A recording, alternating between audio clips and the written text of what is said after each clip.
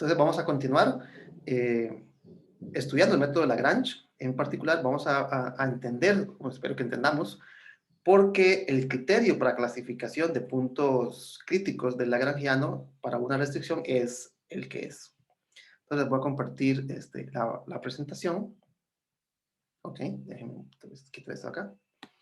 Ahí se están viendo yo tengo como una cosa aquí de highlights. Vamos a ver, view, enter full screen. Ok, ahora sí. Entonces, vamos a continuar estudiando el método de Lagrange y tratar de entender por qué el método de Lagrange funciona y es el que es. Entonces, eh, recordemos que lo que estamos tratando de estudiar, en el caso más sencillo, ¿verdad? El caso más sencillo es cuando tenemos un problema de optimización, tenemos una función, queremos encontrar sus máximos y mínimos, sujeto a una condición, ¿verdad? Más adelante vamos a estudiar este mismo problema con varias restricciones y vamos a ver, bueno, cómo resolvemos ese problema, pero si queremos entender el problema más general, pues deberíamos de empezar entendiendo el problema más sencillo. Entonces, el problema que estamos estudiando es encontrar para una función de varias variables cuáles son sus extremos, ¿verdad? Sus máximos y sus mínimos, sujetos a una condición, en este caso una condición de igualdad, ¿verdad? Cuando estamos buscando únicamente los variables, digamos que fuesen dos variables, x, y, tales que satisfagan cierta condición. Entonces, no sé, en los ejemplos que hemos visto, pues consideramos tal vez que el x y el y pertenezcan al círculo unitario. Ese fue un ejemplo que vimos, ¿verdad? Entonces, ese es el tipo de problema que estamos analizando. Y bueno, ya discutimos que una solución, digamos, los puntos X que van a cumplir esa solución, tienen que cumplir que el gradiente, el vector de direcciones, por decirlo de alguna forma, de la función f sea paralelo a el vector de direcciones de la restricción. Entonces, decir que dos vectores son paralelos quiere decir que uno es un múltiplo del otro. Entonces, esa es una condición que debe cumplir cualquier candidato a hacer un máximo o mínimo de la función, para que las direcciones hacia donde apunta la, en la superficie, bueno, para dos variables, sea la misma dirección en la curva que estamos considerando. Y por supuesto, queremos que ese punto satisfaga la restricción que le estamos imponiendo y por lo tanto una solución del problema original, que estoy llamando estrella a lo largo de esta presentación, va a tener que cumplir estas condiciones para alguna constante.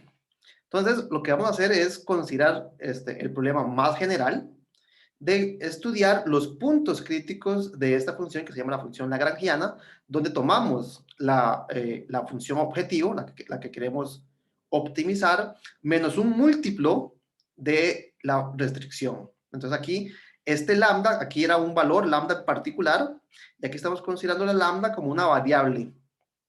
Entonces vamos a estudiar los puntos críticos de esta función lagrangiana. De nuevo, vea que aquí estoy tomando las variables, digamos, originales que tiene la función que estamos estudiando y estoy añadiendo una variable extra que va a ser esta constante que estoy buscando. Entonces, esa es una función que tiene una variable más que el problema original. Y nota que los puntos críticos de esta función corresponden precisamente a las soluciones de este sistema. Note que la variable nueva que estamos introduciendo aparece de forma lineal, ¿verdad? Únicamente está multiplicando a la función g, y por lo tanto, cuando yo considero la derivada parcial respecto de lambda, ¿verdad? Respecto de esta variable, pues su derivada sería simplemente menos g de x. Por lo tanto, si yo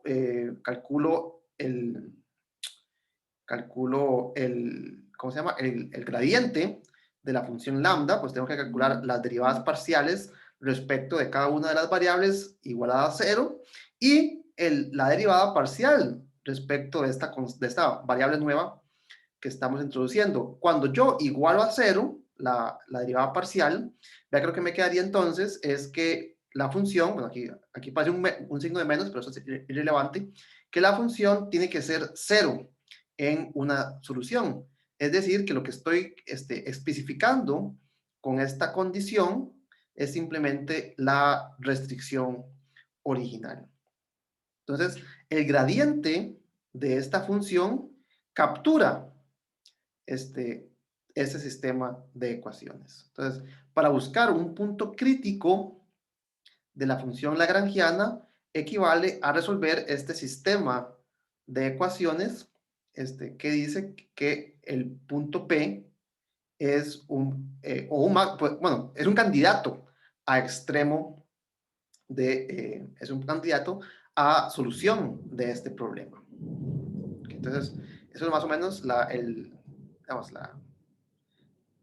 la configuración del problema, ahora cómo lo pensamos resolver. Entonces, primero que todo, veamos que esta estrategia tiene sentido. Entonces, ¿qué pasa? Bueno, ya montamos nuestro lagrangiano, resolvimos el sistema que me permite encontrar los puntos críticos y supongamos que yo ya encontré un punto crítico de la función lagrangiana. Entonces, recordemos que la función lagrangiana tiene una variable más. Entonces, cuando yo encuentro una solución, pues voy a encontrar las X, las Y, las Z, etcétera, y además una constante lambda asociada al punto crítico. Entonces, supongamos que yo ya hice todo eso para mi función f, para mi función objetivo f y mi función restricción g, y encontré un candidato o encontré un punto crítico, ¿verdad? Encontré un punto crítico de la función lagrangiana. Entonces, de nuevo, este P sería el que corresponde a las variables X, Y, Z, ¿verdad? Y lambda correspondería entonces a el valor de la variable lambda que satisface el sistema anterior.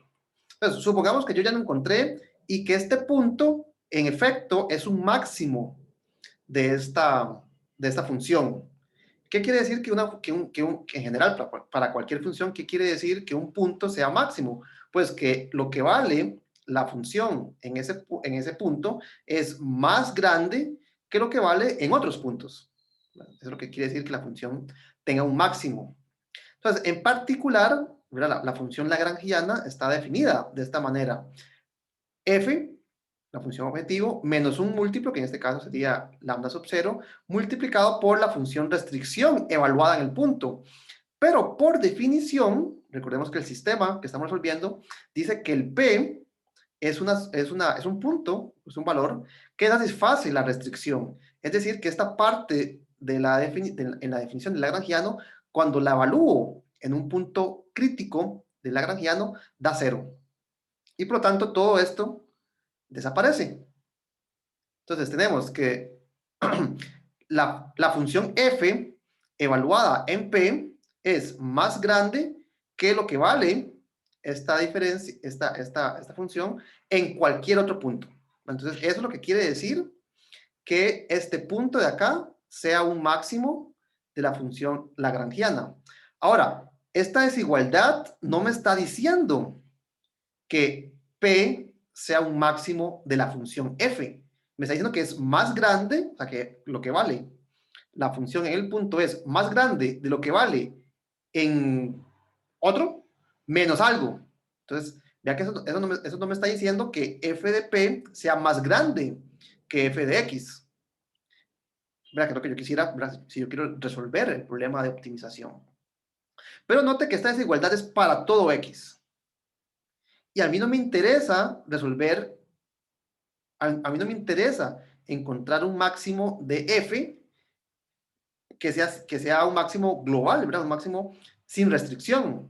A mí únicamente me interesan aquellos que también satisfacen la restricción que yo impuse al problema. Entonces, vea que esta desigualdad, si yo ahora considero la condición, la restricción que impusimos, ¿verdad? Si yo además ahora pido que los X cumplan además la restricción impuesta, pues entonces ahora esta parte también desaparece, eso vale 0, y lo que me quedaría es la desigualdad, f de p es mayor que f de x. Bueno, esta es exactamente la condición de que p es máximo.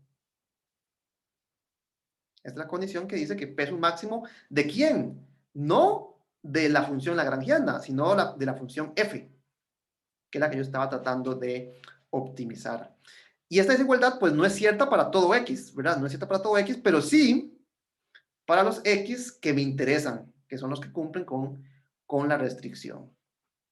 Entonces vean que si yo logro encontrar un punto máximo de la función lagrangiana, ese punto máximo resuelve el problema estrella, ¿verdad? Es un punto máximo de f sujeta a la restricción que yo impuse. Entonces, vean que el problema, cuando lo traduzco, ¿verdad? Cuando paso del problema asterisco a encontrar máximos y mínimos de la función lagrangiana, realmente es el mismo problema. Entonces, resolver el problema estrella, el problema asterisco, es equivalente a encontrar máximos y mínimos de la función lagrangiana. Entonces, al menos tiene sentido sustituir un problema por otro. Yo empecé con el problema que llamé asterisco, y este es equivalente a resolver el problema lagrangiano. Máximo, optimizar, ¿verdad? Maximizar o minimizar la función lagrangiana. Ese es exactamente el mismo problema. Ok, ¿alguna pregunta hasta el momento? Ok, entonces veamos un ejemplo de donde utilizamos el método de Lagrange para encontrar los máximos o mínimos en un ejemplo particular. Entonces, en este caso tenemos nuestra función. Esta es exactamente la misma función del ejemplo de la clase del martes, solo que ahora estoy cambiando la restricción. ¿Verdad? En la clase anterior yo utilicé la restricción de que x cuadrado más y cuadrado fuese 1. ¿Verdad? Eso quiere decir que únicamente estoy buscando puntos máximos o mínimos para x y y que están dentro, bueno, dentro no, sobre el círculo unitario. Y en aquel momento, ¿verdad? Cuando resolvimos el problema con esta restricción, pues encontramos los puntos críticos, y para clasificarlos, pues hicimos algo bastante sencillo. Dijimos, una función continua definida en un conjunto cerrado debe alcanzar un máximo y un mínimo, ¿verdad? Alcanza sus valores extremos. Y en aquel ejemplo, ¿verdad? Cuando hicimos este ejemplo, pues únicamente teníamos dos candidatos. Uno de MP, otro de MP. Entonces, únicamente tengo dos candidatos a puntos críticos. Los puntos, perdón, únicamente tengo dos candidatos. Los candidatos, pues sabemos que uno de los dos tiene que ser el máximo y el otro tiene que ser el mínimo por el teorema de los valores extremos. Entonces, para saber cuál de los dos es cuál, pues simplemente agarramos y calculamos f de p y calculamos f de q. El que sea más grande es el máximo y el que sea el más pequeñito tiene que ser el mínimo.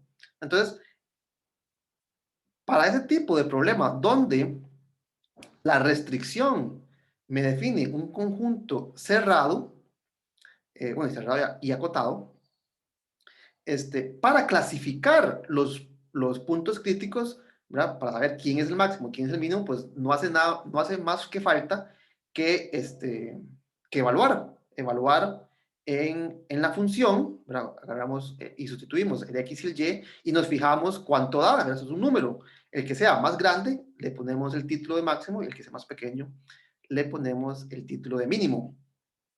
Ahora, cuando la restricción no es, no nos da una condición cerrada, aquí la gráfica de y igual 1 sobre x es una gráfica de esta manera. Entonces vea que el x puede ser infinitamente grande, infinitamente negativo grande. Eso no me da un conjunto como el círculo. Entonces, ahora, para resolver este tipo de problema, pues vamos a hacer lo mismo. Vamos a empezar por encontrar los candidatos. Sin embargo, para saber si los candidatos son máximos o mínimos, no puedo simplemente evaluar el valor de la función en los puntos para determinar si es un máximo o es un mínimo. Entonces, vamos a tener que aplicar algún criterio que me diga si los puntos que encontramos son máximos o mínimos. Entonces, empecemos encontrando quiénes son los puntos críticos, es decir, quiénes son los candidatos a extremos de la función. Entonces, bueno, aquí de nuevo yo les dejo como un ejercicio encontrar los puntos críticos. El sistema es muy parecido al que resolvimos la clase pasada, ¿verdad? Lo único que cambia es la restricción, y es una restricción ligeramente más sencilla que la que tuvimos en la clase pasada. Entonces, resolver el sistema dado por el lagrangiano igual a cero es mucho más, bueno, es más sencillo, dejémoslo que no, sin más. Es sencillo y se los dejo como un ejercicio. Entonces, cuando ustedes resuelven este sistema de ecuaciones, que sería, ¿verdad?, la derivada parcial respecto de cero, la derivada parcial respecto de x igual a cero, la derivada parcial de y igual a cero, y recordemos que la condición derivada parcial de lambda igual a cero es equivalente a que g sea cero. En este caso, la función g sería xy menos 1. Bueno, es decir, la derivada parcial respecto de lambda es equivalente a la restricción original. Entonces, resolver este sistema sabiendo que x y y, su producto vale 1, les va a dar dos soluciones. Una solución es el punto 1, 1. Ese punto corresponde a lambda igual a 2. Y la otra solución de este sistema es el punto menos 1, 1, con lambda igual a menos 2. Ayer en la clase, yo vi esta misma clase los 2 días seguidos, alguien me preguntó ahora que en el curso de, no me acuerdo si fue microeconomía o cuál, usualmente cuando aplican el método de multiplicadores de Lagrange, nunca se preocupan por el valor del multiplicador, ¿verdad? No lo usan.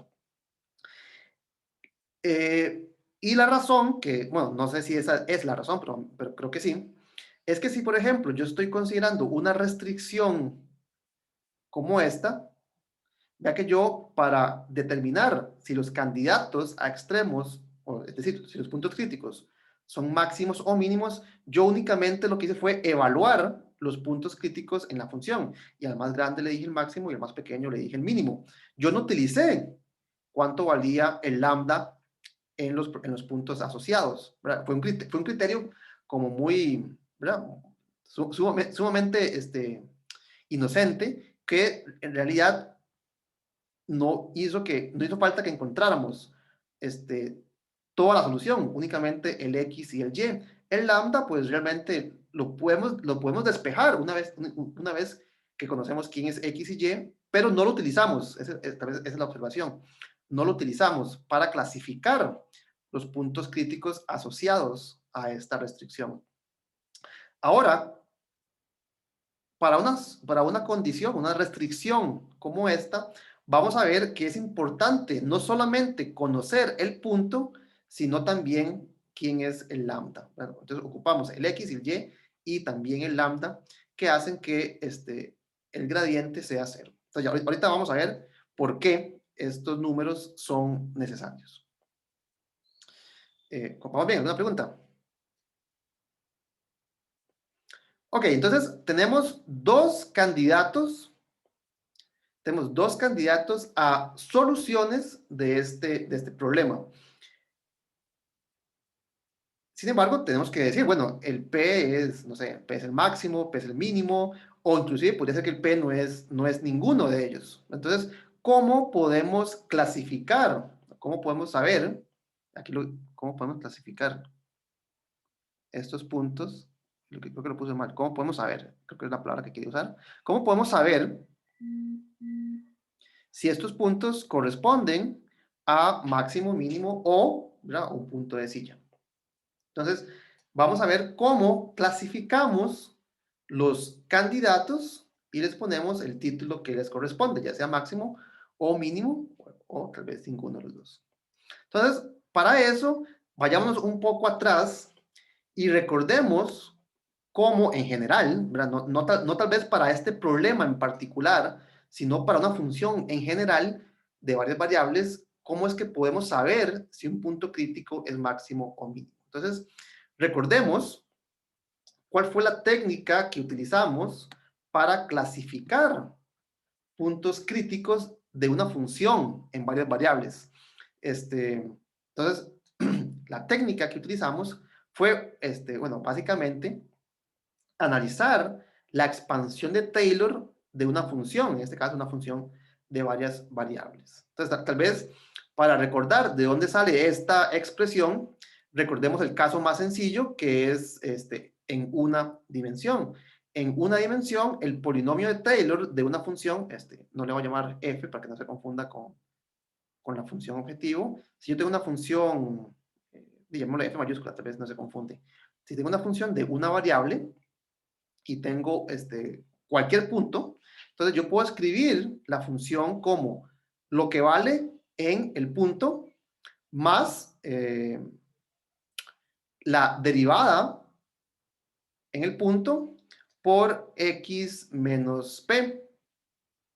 Entonces, esto sería como el desarrollo de Taylor de orden 1, ¿verdad? Hasta aquí tendríamos la recta tangente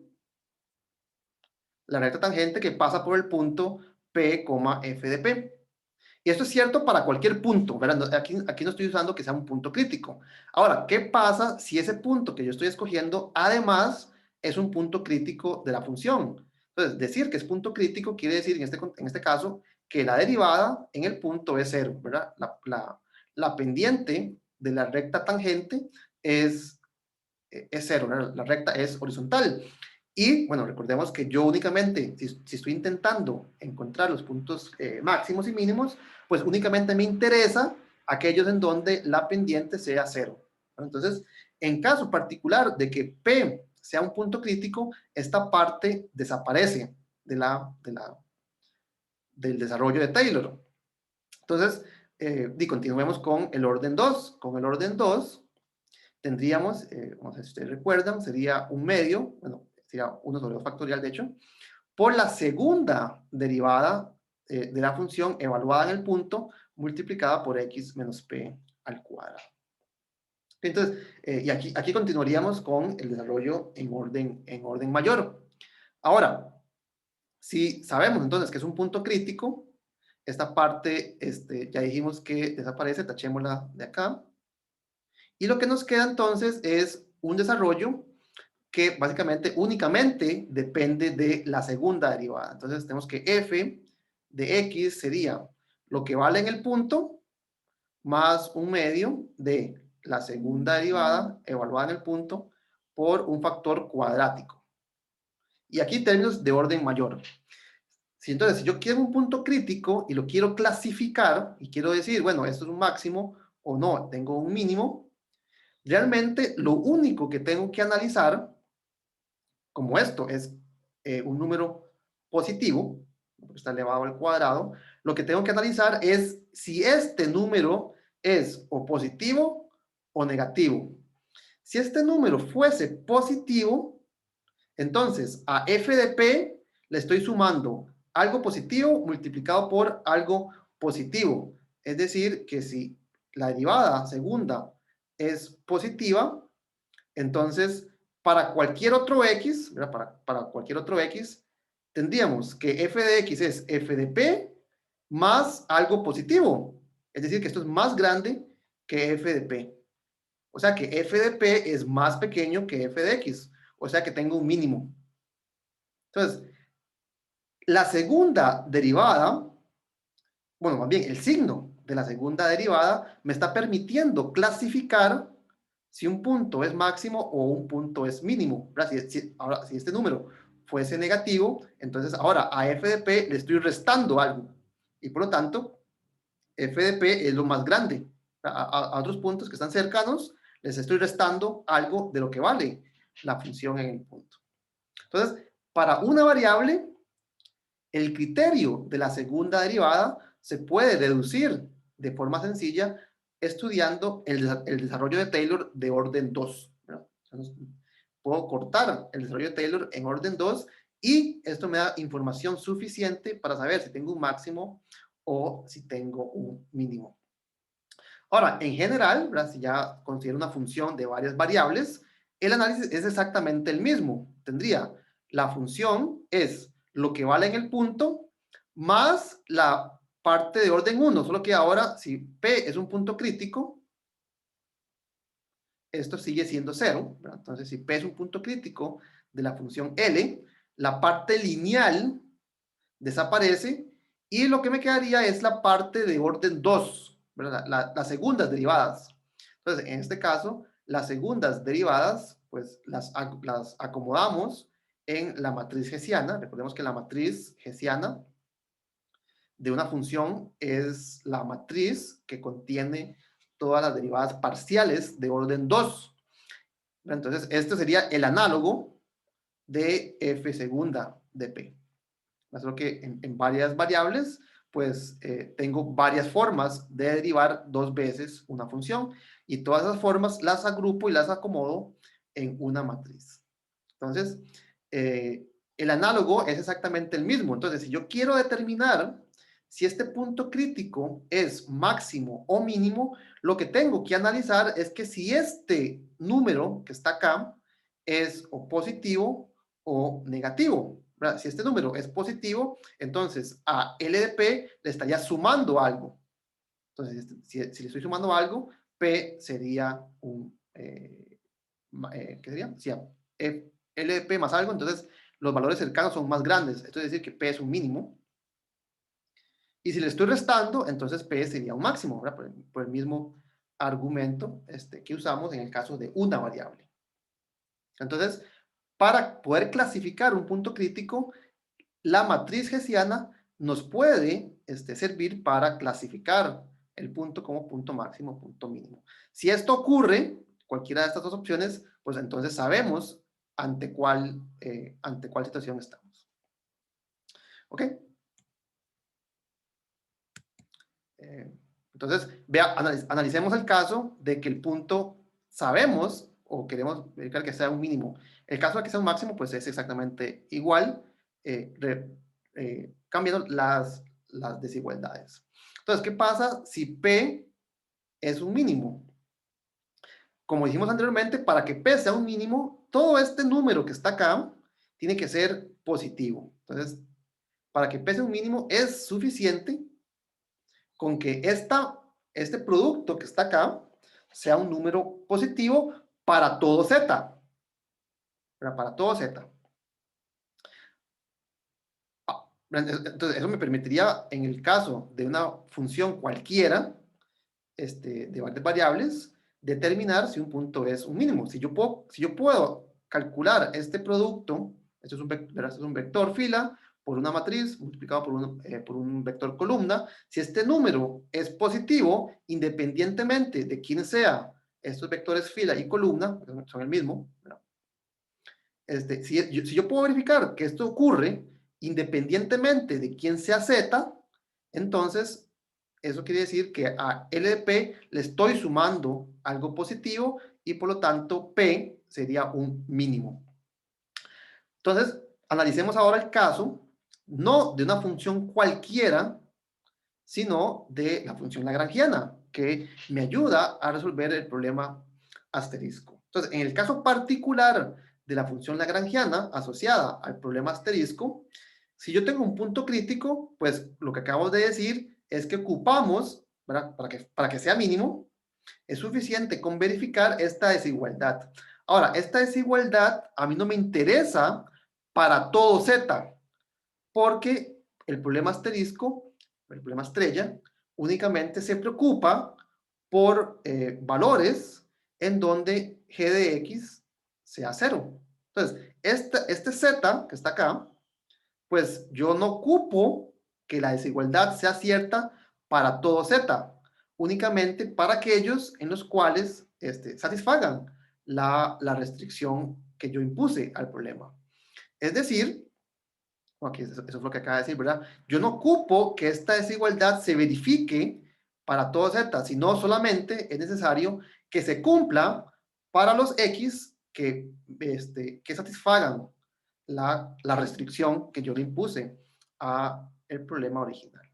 Entonces, Para poder utilizar el Hessiano para clasificar si el punto crítico de la función lagrangiana es un máximo o un mínimo, en este caso estoy analizando el mínimo, yo tendría que ser capaz de calcular este producto y fijarme si es positivo o es negativo.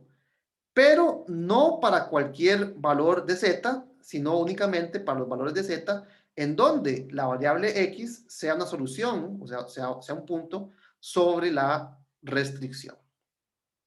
Entonces, veamos cómo podemos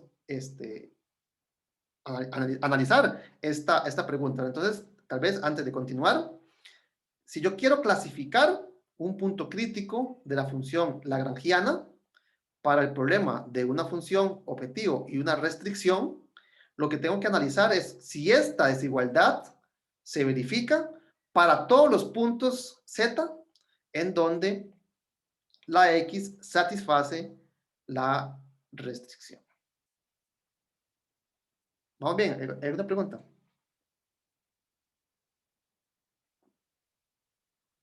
Entonces, analicemos, porque así es como medio extraño, analicemos el caso más sencillo. ¿Cuál es el caso más sencillo? En el que la función depende de dos variables. Entonces, analicemos el caso en donde la función objetivo y la función restricción dependen únicamente de dos variables. Entonces, ¿qué es lo que tenemos que hacer? Primero que todo, encontrar los puntos críticos. Pero eso es, digamos, rutinario, ¿verdad? Simplemente resuelvo un sistema de ecuaciones y encuentro los puntos críticos del lagrangiano. Ahora, lo que acabamos de decir es, para clasificar si ese punto P es un máximo o un mínimo, lo que tengo que analizar es la matriz hessiana del lagrangiano, ¿verdad? Entonces, tal vez devolvemos una filmina más, ¿verdad? Esta matriz que está acá, en el caso de la función lagrangiana, es la matriz que tengo que analizar. Tiene que cumplir con esta desigualdad.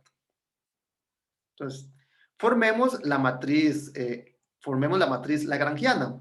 Entonces, ¿quién es la matriz lagrangiana para este caso particular? Sería la matriz que tiene las segundas derivadas de la función L. Entonces, la derivada respecto de x, respecto de x, respecto de x, respecto de y, y aquí tendríamos la derivada parcial de L respecto de x, respecto de lambda.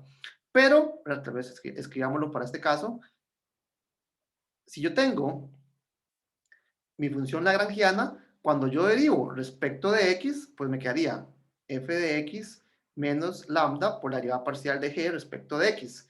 Ahora, si yo esta función la derivo respecto de lambda, vea que f no depende de lambda. Entonces, esta parte desaparece.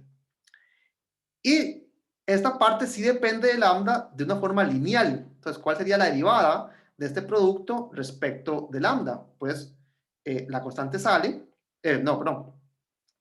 Lo dije al revés. Esto no depende de lambda. Entonces, es como una constante. Entonces, la constante sale y la derivada de lambda respecto de lambda es 1. Entonces, me quedaría menos gx. Entonces, vea que la derivada parcial respecto de lambda es simplemente la restricción. Lo mismo ocurre con la derivada parcial de y de L respecto de Y respecto de lambda. Sería la derivada parcial de G respecto de Y. La derivada parcial de la función lagrangiana respecto de lambda es menos G. Si yo vuelvo a derivar, entonces calculo la derivada parcial respecto de lambda, la función G no depende de lambda, por lo tanto, su derivada parcial sería 0, que es este 0 que está acá. Y bueno, ya sabemos que la matriz hessiana es simétrica, por lo tanto, únicamente hace falta calcular esta parte y el resto pues es el mismo. Ok, entonces, cuando yo calculo la matriz hessiana, ¿verdad?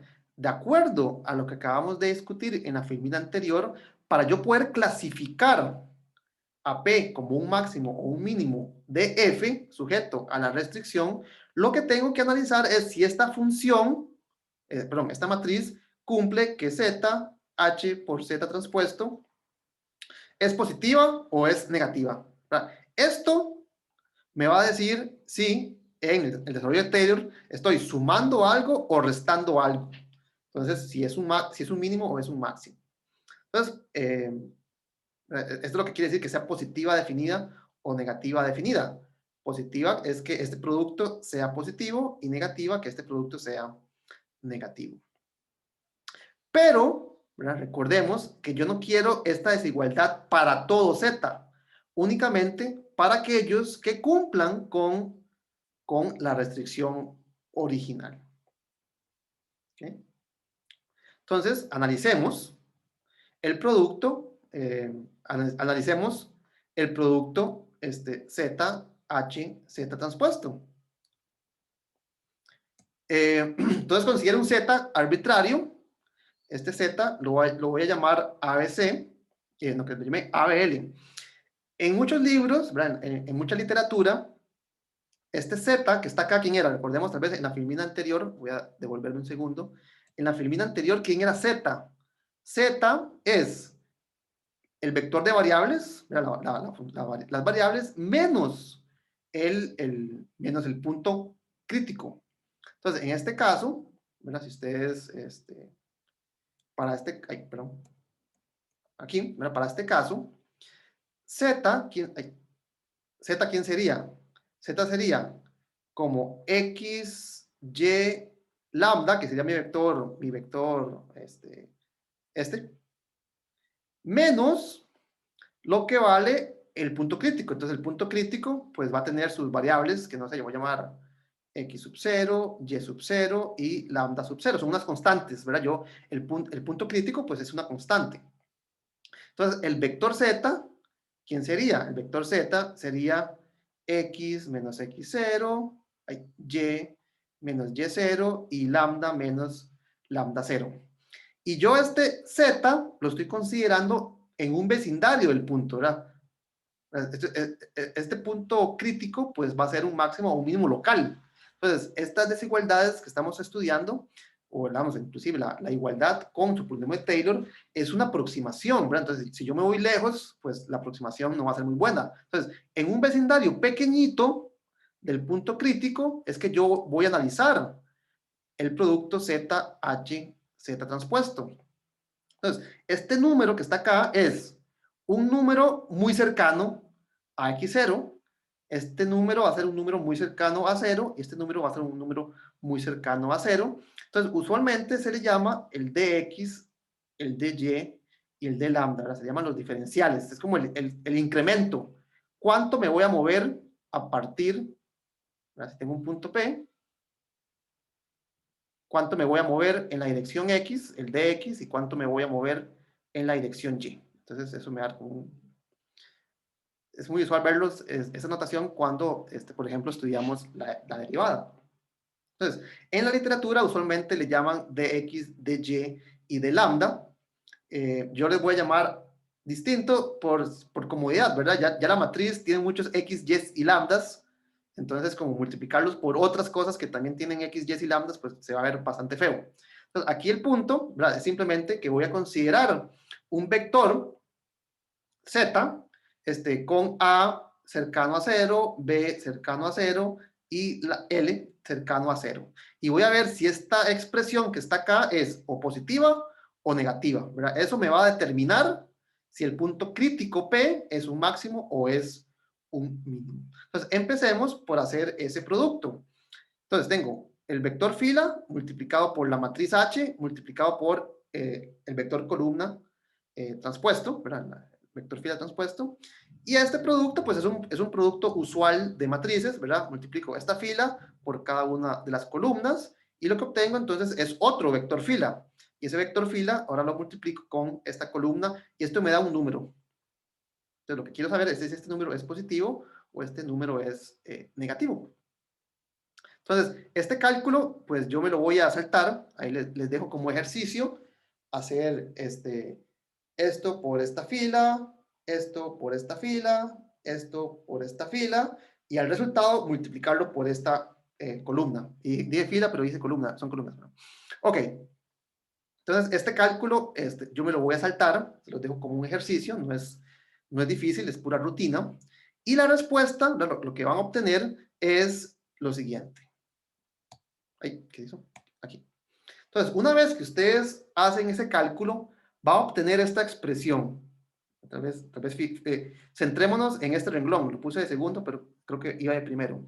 Entonces, cuando ustedes multiplican esa expresión, van a obtener este número. Vea que esto es un número, ¿verdad? Todas estas L's están evaluadas en el punto, ¿verdad? Esta es la matriz donde todos estos son números evaluados en P. Ok, entonces obtenemos este número. Ese número va a contener como estas dos partes que las puse en distintos colores.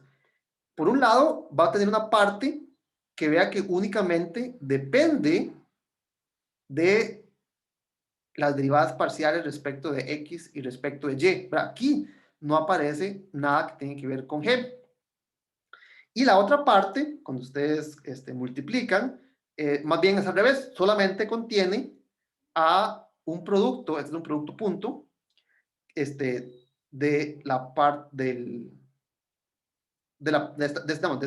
esta fila y esta columna, ¿verdad? Entonces, como ejercicio, no es nada difícil, simplemente multiplique, obtienen esta expresión. Entonces, una parte de esa expresión únicamente involucra estas derivadas parciales y otra, ¿verdad? Únicamente involucra a las derivadas parciales de las funciones objetivo.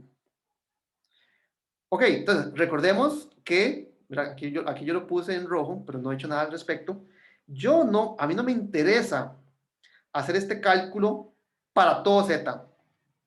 Estos números cercanos a cero, no me interesan todos los números de X, de Y y de lambda cercanos a cero. Únicamente me interesan aquellos que hagan que el X y el Y también satisfagan la restricción. Entonces, por ejemplo, si este fuese el punto P, este punto P, entonces yo me fijo alrededor del punto P.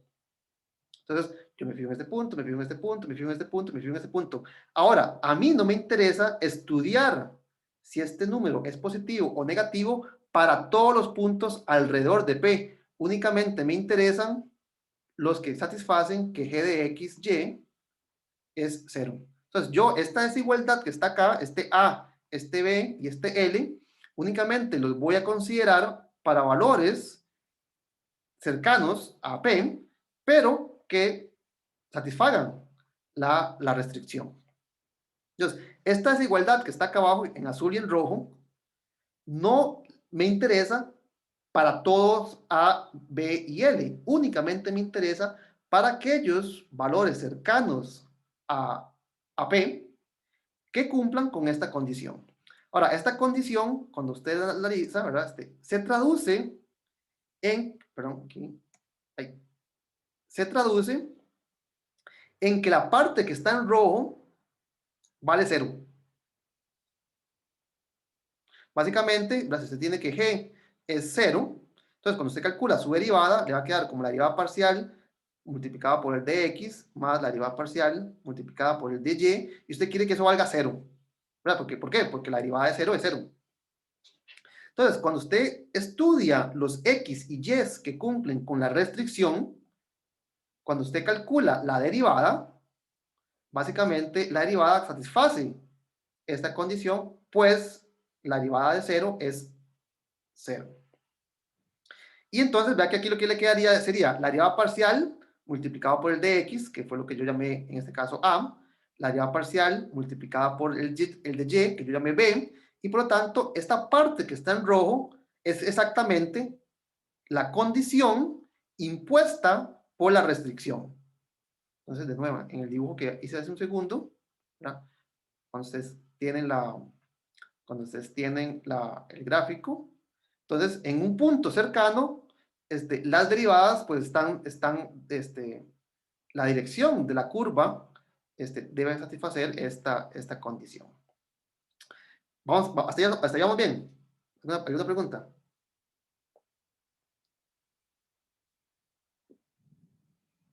Ok, entonces, repasemos un poco qué es lo que estamos intentando hacer. Yo tengo mi punto crítico del lagrangiano y quiero ver si es un máximo o sea, si es un máximo o mínimo del problema estrella. Para hacer eso, entonces calculamos si este número es siempre positivo o siempre negativo. Eso me va a decir si le estoy sumando o le estoy restando a f de p. Ahora, eso no lo quiero hacer para todos los números o para todos los puntos alrededor de P, sino únicamente para aquellos que además satisfacen la restricción. Y esta restricción, cuando yo analizo la dirección, este es el vector de direcciones, me dice que esta parte en rojo tiene que valer 0. Entonces, vamos a tal vez a tachar esa parte, eliminémosla. Vamos a cambiar un poco aquí color. Entonces, esa parte desaparece. ¿Por qué desaparece? Porque únicamente estamos considerando puntos. En este caso, vea que aquí la L también desaparece. Entonces realmente no hace falta en este análisis poner la parte que depende de L. Si yo quiero saber si este número es positivo o es negativo, pues dado que esto desapareció, la respuesta va a depender únicamente de si este número es positivo o si este número es negativo. Bueno, aquí lo estoy escribiendo de vuelta como un producto de matrices para observar que esta submatriz es la que me va a determinar el comportamiento de toda la matriz. Si yo quiero saber si este producto es positivo, pues lo que ocupo es que esta parte azul sea positiva. Si yo quiero que ese producto sea negativo, saber si es negativo, lo que ocupo verificar es si ese producto azul es negativo. La parte roja, pues, desaparece. Es decir, que saber si el punto P original es máximo o mínimo está determinado por si esta submatriz es positiva definida o negativa definida. ¿Se vamos bien? Entonces, la respuesta a esto la vamos a hacer de forma todavía más general. Si yo tengo una función definida por esta matriz simétrica, ya que es exactamente algo muy parecido a lo que teníamos acá, tengo una función definida mediante una matriz simétrica. Yo quiero determinar si esta función es positiva o negativa. Entonces, esta función que está acá, aquí la estoy escribiendo de las dos formas que lo hice en la filmina, ya sea haciendo el producto o de forma más resumida, mediante multiplicación de vectores. Yo quiero saber si esa matriz es positiva definida o negativa definida, no para cualesquiera A y para cualesquiera B, sino que restringida a esta condición lineal de que las variables A y B multiplicadas por constantes apropiadas den 0. Noten que esa condición, pues, no lo señalé aquí, ¿verdad? Cuando ustedes hacen este producto punto, les quedaría A multiplicado por la derivada parcial de G, respecto a X, más B, derivada por la derivada parcial respecto a Y, y estamos diciendo que ese producto vale 0. Entonces, vea que si yo hago alfa igual a la derivada parcial de X, evaluado en el punto P, y beta igual a la derivada de G respecto a Y en el punto P, eso se me convierte en una condición que dice que A por alfa más B por beta tiene que ser 0. Entonces, este es lo que puse acá, ¿verdad? Entonces, yo quiero saber si esta parte azul es positiva o negativa, pero no para todo A y para todo B, únicamente los que satisfacen cierta condición en términos de las variables A y B. ¿Ok? Entonces, para terminar, entonces, si esta matriz es positiva o definida, la respuesta me la da el determinante de esta matriz 3×3. Entonces, vea que esta matriz 3×3 está formado por la matriz 2×2 original, que yo quería saber si era positiva o negativa, y en los costados tenemos a las constantes A y, no, perdón, las constantes alfa y la constante beta. Aquí puesto como fila y aquí puesto como columna. Y bueno, aquí es 0. Entonces, esto me está dando un criterio. Si yo quiero saber si esta matriz es positiva, entonces calcule este determinante. note que aquí las respuestas dan vuelta, ¿verdad? Si yo quiero saber si es positiva, ese determinante tiene que ser negativo, y si la matriz es negativa, entonces el determinante tiene que ser positivo. Y, bueno, rápidamente una pequeña demostración es simplemente darse cuenta que si yo estoy considerando no cualquier A y B, sino únicamente los que cumplen esto, entonces yo puedo despejar una de las variables. Entonces aquí despejé, por ejemplo, la A. Si yo paso esto a restar, me quedaría que A por alfa es menos B por beta. Si alfa es distinto de 0, entonces yo lo puedo pasar a dividir. Entonces aquí me quedaría que 1 entre, hagamos así, menos beta entre alfa por B es A. Entonces, si yo agarro esta variable A y la sustituyo en la función, bueno, yo también es aquí más fácil, ¿verdad? Y yo la sustituyo en la función, va a quedar una expresión que únicamente depende de B. Entonces, vea que aquí adentro no hay As, ¿verdad? Ya una vez que usted sustituye y hace un poco de manipulación algebraica, lo que le queda es un número que únicamente depende de la B. Y noten que aparece la B al cuadrado. Entonces, esto está al cuadrado, esto también está al cuadrado, y por lo tanto, si yo quiero saber si este número es positivo o este número es negativo, me tengo que fijar únicamente en esta parte de la función. Entonces, si este número es positivo, toda la función es positiva, porque todo esto es positivo.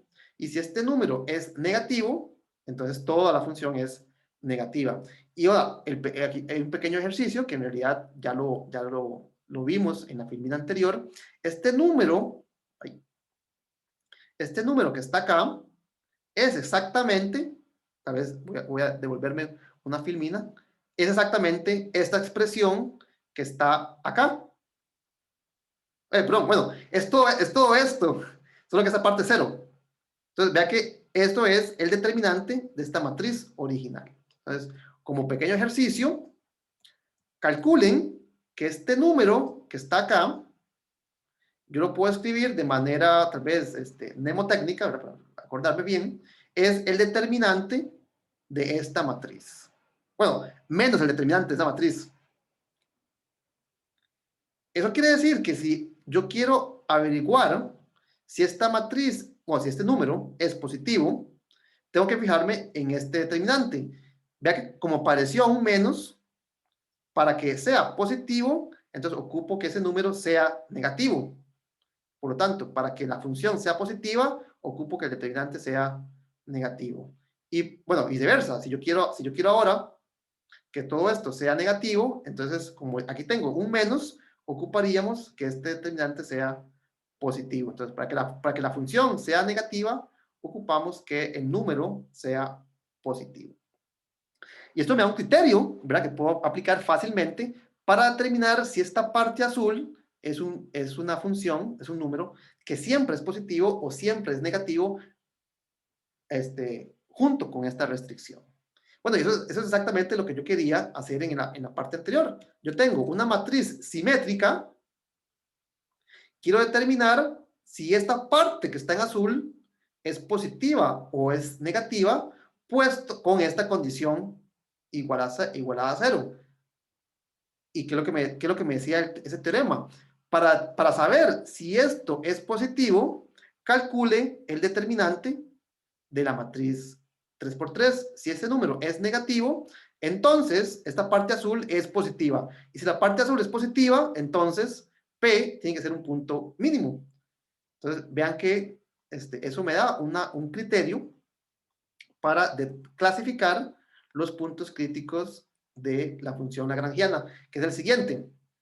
Si yo tengo un punto crítico de la función lagrangiana, de la función lagrangiana asociada a este problema, entonces, si el determinante de la matriz hessiana es positivo, tengo un máximo. Y si el determinante es negativo, tengo un mínimo.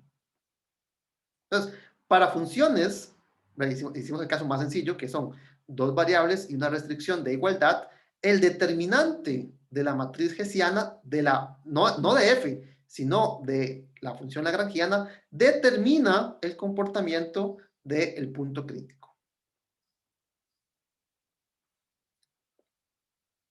¿Hay alguna pregunta? Tal vez hasta el momento, pero antes de continuar.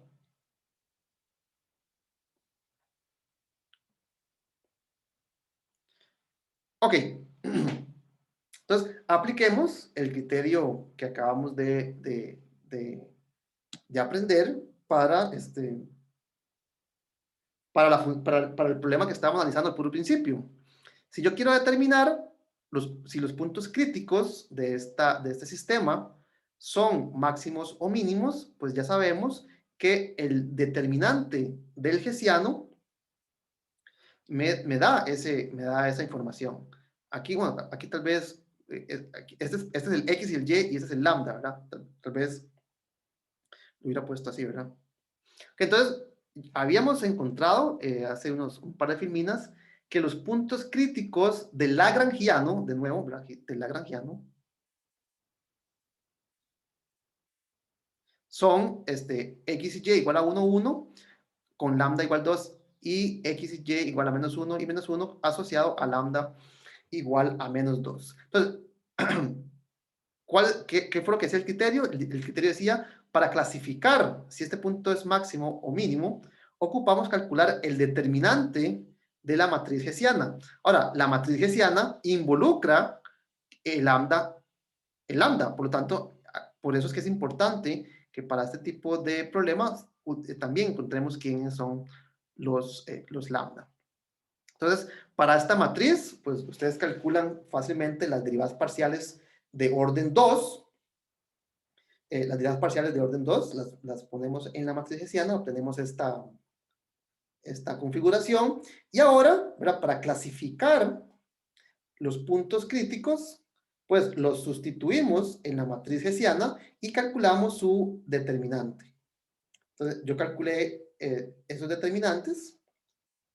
Si yo evalúo en P, el determinante es menos 8, que es un número negativo, y por lo tanto P tiene que ser un mínimo.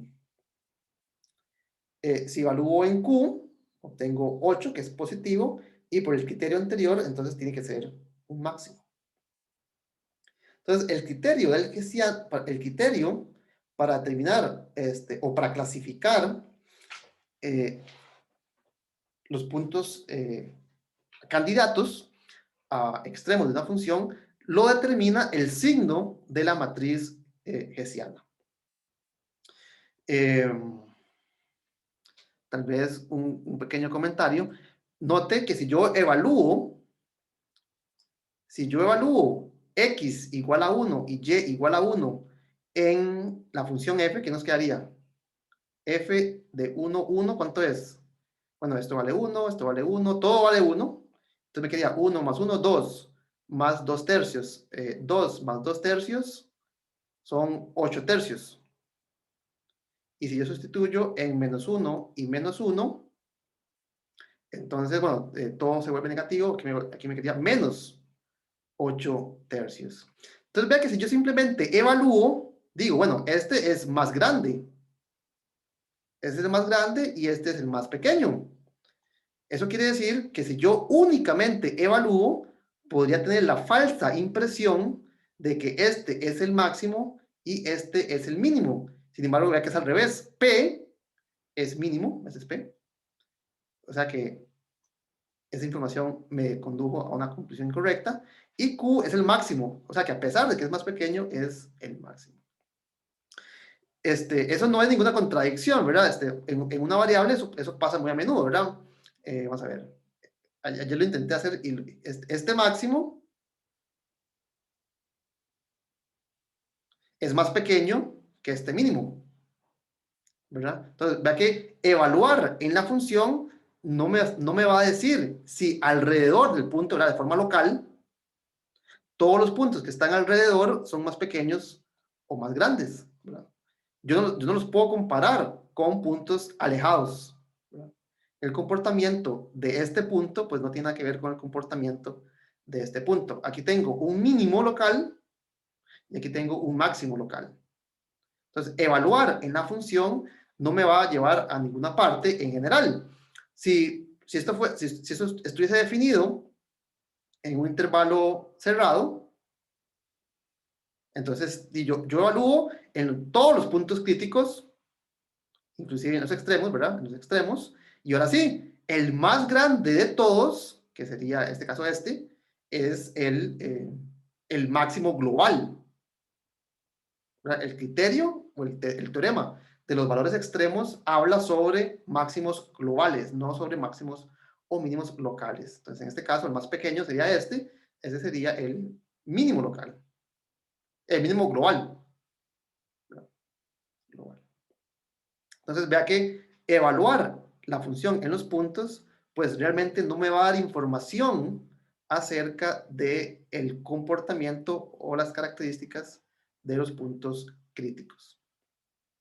Y de hecho, entonces yo quería hacer una gráfica para que ustedes vieran para que ustedes vean que el criterio en realidad no me está engañando. Entonces quiero graficar esa función. Voy a dejar de compartir esta pantalla y les voy a graficar. Denme un segundo, tenía cerrado esto. Ok, entonces les comparto la pantalla. Ahí está. Entonces veamos por ejemplo, en GeoGebra. GeoGebra, que en realidad los clasificamos de forma correcta. Esto no se ignorió.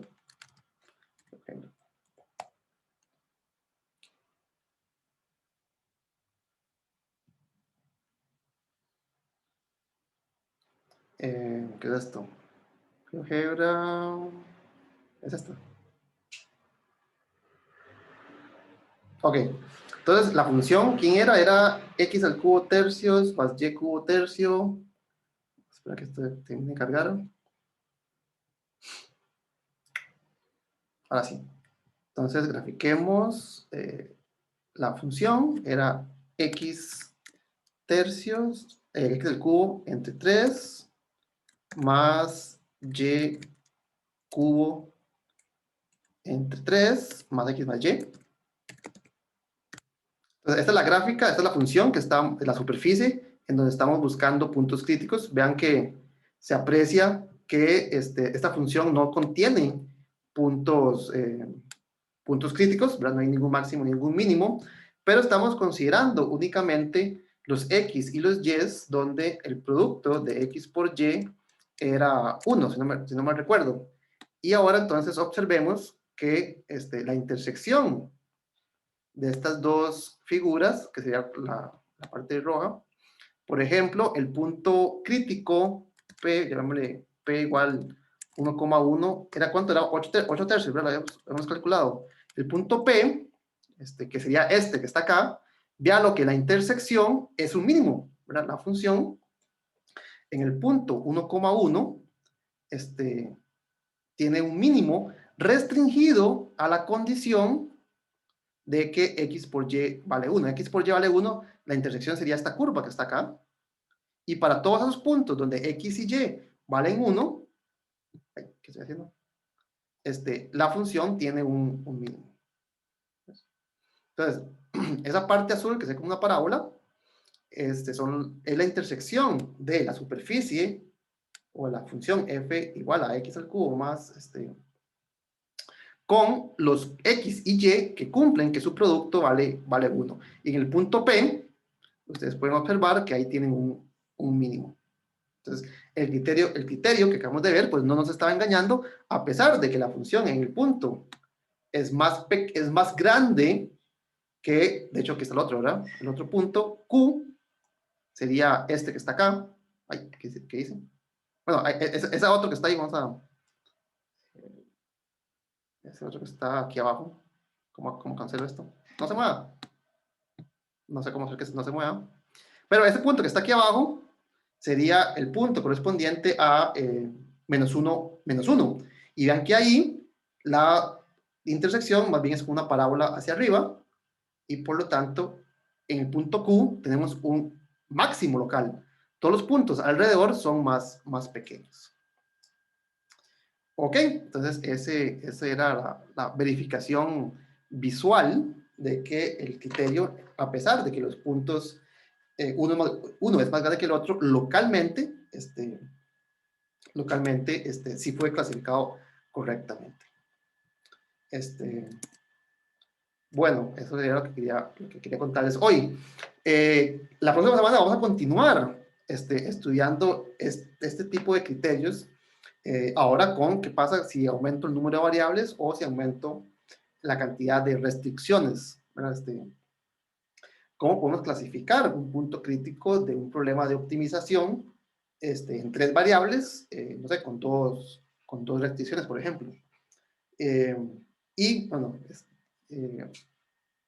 posiblemente el de hoy en 8, el otro viernes, analicemos qué pasa si las restricciones son restricciones de desigualdad, ¿verdad? Hasta el momento hemos estado analizando restricciones de igualdad, ¿verdad? X cuadrado más Y cuadrado igual a 1, X por Y igual a 1. Ese tipo de problema es una restricción de igualdad. Entonces, la otra semana, pues vamos a analizar qué pasa o cómo clasificamos los puntos extremos sujetos a condiciones de desigualdad.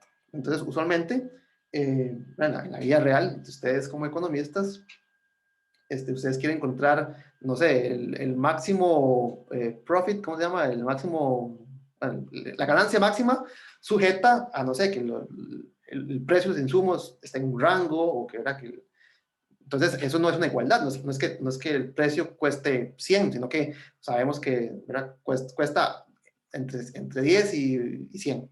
Entonces, eso tiene una condición de desigualdad. Entonces, ¿cómo analizamos el comportamiento de los puntos críticos sujetos a ese tipo de restricción? Bueno, eso es lo que les quería contar hoy. No sé si tienen alguna pregunta.